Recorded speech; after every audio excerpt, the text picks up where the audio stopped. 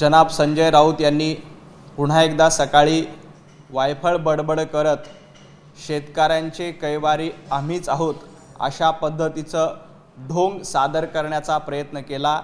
परंतु भारतीय जनता पार्टीतील नेतृत्वातील महायुती सरकार हे शेतकऱ्यांच्या बांधावर आहेत। आज मराठवाड्यामध्ये मोठ्या प्रमाणात शेतकऱ्यांचं नुकसान झालंय, जनावरांचा मृत्यू झाला, शेतीचं मोठ्या प्रमाणामध्ये नुकसान झालेलं आहे, पिकांचं नुकसान झालेलं आहे। अशा परिस्थितीमध्ये आमचे मंत्री घरात बसून नाहीत तर शेतकऱ्यांच्या बांधावर आहेत। आमचे लोकप्रतिनिधी, आमचे आमदार शेतकऱ्यांच्या मदतीसाठी अतिशय तत्पर आहेत आणि शेतकऱ्यांना मदत झाली पाहिजे यासाठी सर्वाधिक प्रयत्न लोकप्रतिनिधी म्हणून महायुतीचे तिन्ही घटक म्हणजे भारतीय जनता पार्टीचे कार्यकर्ते शेतकऱ्यांच्या बांधावर पोहोचलेले आहेत।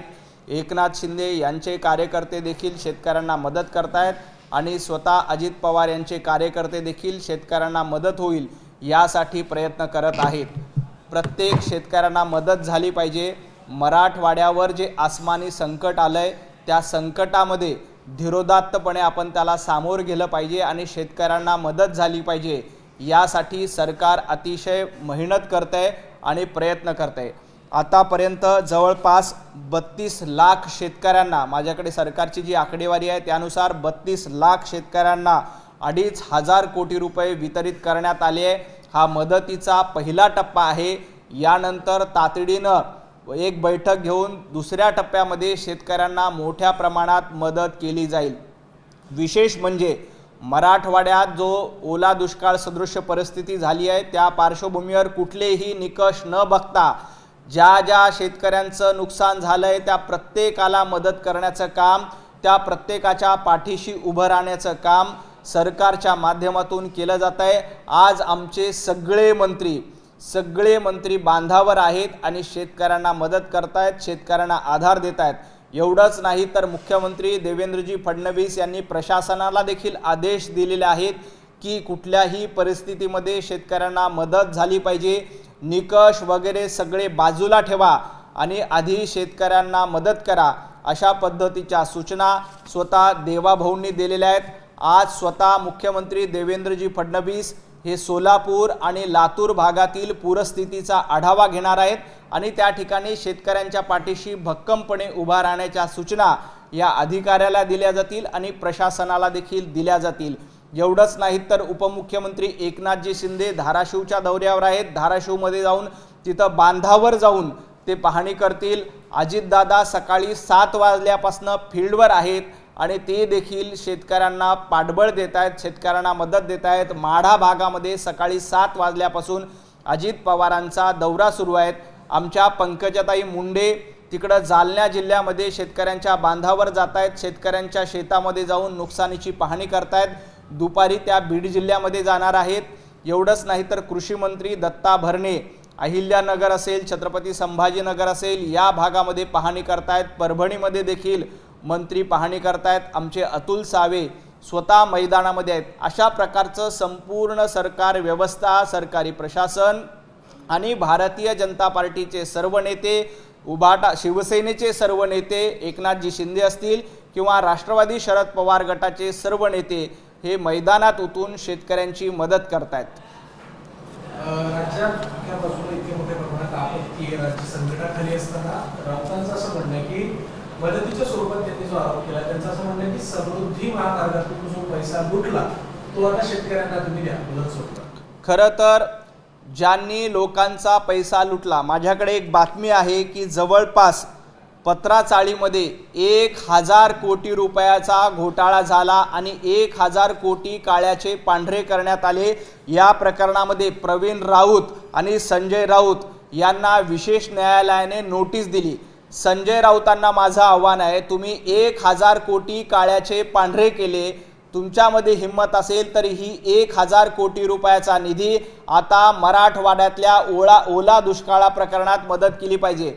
संजय राऊत यांनी पत्राचाळ घोटाळ्यातनं 1,000 कोटी रुपये कमावले। या 1,000 कोटी रुपयापैकी काही निधी किमान आमच्या शेतकऱ्यांच्या बांधासाठी तुम्ही द्यावा, शेतकऱ्यांच्या मदतीसाठी द्यावा। दुसऱ्यांनी घोटाळे केले हे सांगण्याचा अधिकार संजय राऊत यांना नाही। पत्राचाळ असेल किंवा कोविडच्या घोटाळ्यातून करोडो रुपये संजय राऊत तुम्ही कमवले। आज थोडा आमच्या शेतकऱ्यांच्या बांधवासाठी खिशामध्ये हात घाला आणि जे मराठवाड्यामध्ये दुष्काळग्रस्त असतील, ओला दुष्काळ झालेल्या शेतकऱ्यांना मदत करा। ही मदत केली तर तुम्हाला लोक बांधावर उभे करतील आणि तुम्हाला लोक स्वीकारतील, अन्यथा तुम्हाला तिथून पिटाळून लावल्याशिवाय राहणार नाहीत। तुम्ही काल 1000 कोटी रुपये काळ्याचे पांढरे केलेले आहेत आणि तुम्ही आणि प्रवीण राऊत यांच्या गँगनी काय काय घोटाळे केलेले आहेत हे महाराष्ट्राला माहीत आहे। जरा थोडीशी संवेदनशीलता संजय राऊत यांच्यामध्ये शिल्लक असेल तर या 1000 कोटी रुपयापैकी काही पैसे आमच्या मराठवाड्यातील शेतकऱ्यांच्या बांधासाठी द्या। सरकार फील्डवर उतरले, मुख्यमंत्री गेले, दोन्ही उपमुख्यमंत्री, डझनभर मंत्री सगळे अगदी मैदानात आहेत। पण राऊतांची मागणी अशी की विरोधी पक्षनेता निवडा, राज्याला विरोधी पक्षनेता नाही, त्यांची मागणी ती। खरं तर आमच्या मराठवाड्यातील शेतकरी बांधव हे पुराच्या संकटामध्ये आहेत। त्या लोकांना तिथं अतिशय वाईट अवस्थेमध्ये ते जगतायत आणि अशा वेळेला त्यांना मदत करण्याऐवजी संजय राऊत यांना विरोधी पक्षनेतेपदाचं सुचतं। अहो, मराठवाड्यातील शेतकऱ्यांना मदत महत्त्वाची आहे का तुमचं विरोधी पक्षनेते पद महत्त्वाचं आहे? ज्या पद्धतीनं मराठवाड्यातील शेतकऱ्यांची अवस्था झाली आहे अशा पार्श्वभूमीवर शेतकऱ्यांच्या बांधावर तुम्ही जाणार नाहीत, शेतकऱ्यांना मदत तुम्ही करणार नाहीत आणि तुम्ही म्हणणार विरोधी पक्षनेते निवडा। किमान थोडीशी संवेदनशीलता संजय राऊत तुम्ही दाखवली पाहिजे।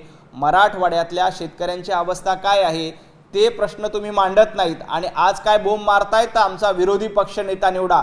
अहो, तुमचे लोक कुठे आहेत? तुमचा एकही माणूस बांधावर गेलेला नाही। तुमचा एकही आमदार ओमराजे वगळता तुमचा एकही आमदार बांधावर गेलेला नाही। तुमचा एकही आमदार बांधावर उपस्थित नाही। तुमचा एकही खासदार बांधावर उपस्थित नाही आणि तुम्हाला विरोधी पक्षनेते पदाची काळजी आहे। थोडीशी शेतकऱ्याची काळजी करा, थोडंसं शेतकऱ्यांना जाऊन मदत करा। विरोधी पक्षनेता आज नाही उद्या निवडता येईल, त्याबद्दल आज बडबडण्यापेक्षा शेतकऱ्यांच्या मदतीवर शेतकरी कसा उभा राहिला पाहिजे यावर आपण सगळ्यांनी फोकस केलं पाहिजे। विरोधी पक्षनेत्याबद्दल बोलून संजय राऊत राजकारण करतायत। मुख्यमंत्री असतील किंवा दोन्ही उपमुख्यमंत्री किंवा शासन असेल, शासनाची भूमिका कालपासून हीच आहे की नियम किंवा अटींचा तुम्ही शेतकऱ्यांना अडचण निर्माण करू नका, थेट मदत करा। राऊतांचं असं म्हणणं आहे की सरकारकडे पैसेच नाही आणि त्यामुळे अधिकारी जे आहेत फील्डवर काम करणारे ते हतबल आहेत, त्यामुळे मदत करता येत नाही। खरं तर कालच 2500 कोटी रुपये मुख्यमंत्री देवेंद्रजी फडणवीस यांनी घोषित केलेत आणि ते बँक खात्यामध्ये शेतकऱ्यांच्या देतो। हा पहिला टप्पा आहे। यानंतर देखील केंद्र सरकारच्या वतीनं मदत मागून प्रत्येक शेतकऱ्याच्या बांधावर मदत पोहोचली जाईल आणि शेतकऱ्यांच्या खात्यामध्ये थेट मदत करणारं हे सरकार आहे।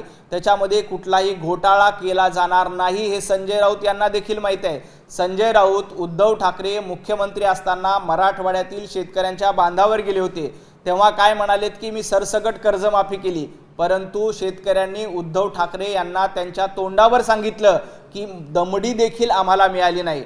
उद्धव ठाकरे मुख्यमंत्री असताना कार्पेटवर उभं राहून शेतकऱ्यांची पाहणी करत होते। सोलापूरच्या जिल्ह्यातल्या दौऱ्यावर गेले असताना उद्धव ठाकरेंनी कार्पेट अंथरलं। का कार्पेट अंथरलं? तर आपले बूट खराब होऊ नये, आपल्या पायाला माती लागू नये म्हणून उद्धवजी ठाकरे तुम्ही कार्पेटवर शेतकऱ्यांची पाहणी केली होती। तुमचं सरकार असताना तुम्ही कार्पेटवर ओला दुष्काळ बघायला गेला होता। आताचं सरकार तसं नाही, आताचं सरकार बांधावर जातं। तुम्ही कार्पेटवर शेतीची पाहणी करत होता, आम्ही थेट बांधावर उतरून आम्ही शेतकऱ्यांच्या खांद्याला खांदा लावून उभे आहोत आणि तुम्ही दिलेली दमडीची मदत देखील शेतकऱ्यांना मिळाली नाही, हे देखील वास्तव आहे। गिरीश महाजन 3 दिवसापासून मराठवाड्यामध्ये आहे, नांदेड असेल, परभणी असेल या भागात फिरताय। त्याच गिरीश महाजनांवरती भ्रष्टाचाराचे आरोप संजय राऊत केले। कुणी भ्रष्टाचाराचे आरोप करावे? संजय राऊत यांनी। अहो संजय राऊत, तुम्हाला शेतीतलं काही कळतं का?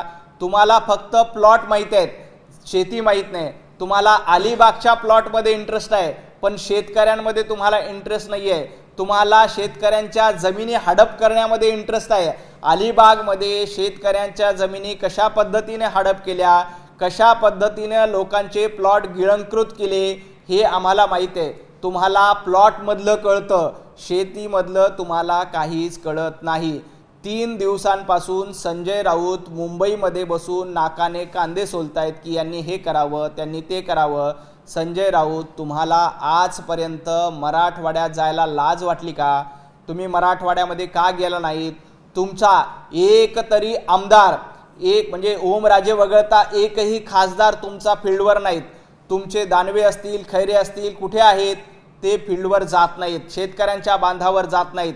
आमचे गिरीश महाजन 3 दिवसांपासून फील्डवर आहेत, शेतकऱ्यांच्या बांधावर मदत करतायत, अधिकाऱ्यांना सूचना देत आहेत, पूरग्रस्तांना वेगवेगळ्या ठिकाणी स्थलांतरित करून त्यांना सोयी सुविधा देण्याचं काम हे गिरीश महाजन यांच्या मार्फत सुरू आहे. सरकारची सगळी यंत्रणा कामाला लागली आहे.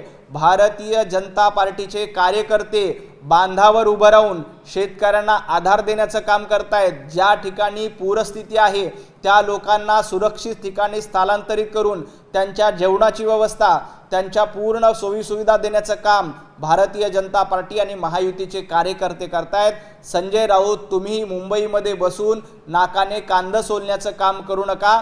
तुम्हाला शेतीतलं कळत नाही, तर तुम्हाला फक्त प्लॉटमधलं कळतं आणि शेतकऱ्यांचे प्लॉट लुटण्याचं काम तुम्ही केलंय.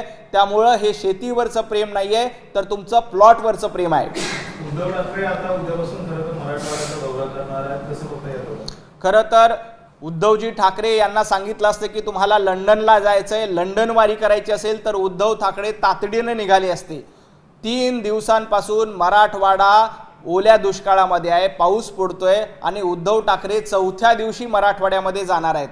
हे जर का उद्धवजी ठाकरे आणि संजय राऊत यांना सांगितलं असतं की आपल्याला लंडनला जायचं, तर लगेच यांनी लंडन वारी केली असती. यांना लंडन वारी करण्यामध्ये जास्त आनंद होतो, पण मराठवाड्यातल्या शेतकऱ्यांच्या बांधावर जायला यांना त्रास होतोय.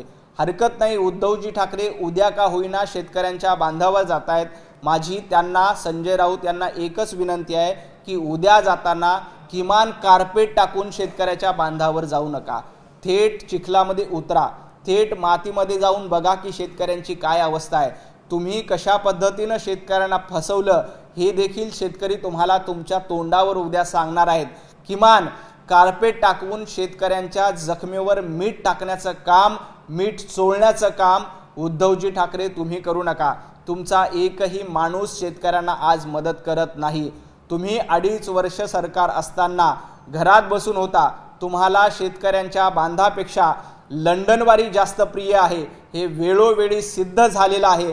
त्यामुळं उद्या जर का तुम्ही मराठवाड्यामध्ये जाणार असाल, शेतकऱ्यांच्या बांधावर जाणार असाल, तर किमान कार्पेट टाकू नका, एवढी माझी त्यांना नम्र विनंती आहे. संजय राऊत म्हणतात की विधिमंडळामध्ये खरं तर विरोधी पक्ष नेते आहेत ते दिले जात नाहीयेत.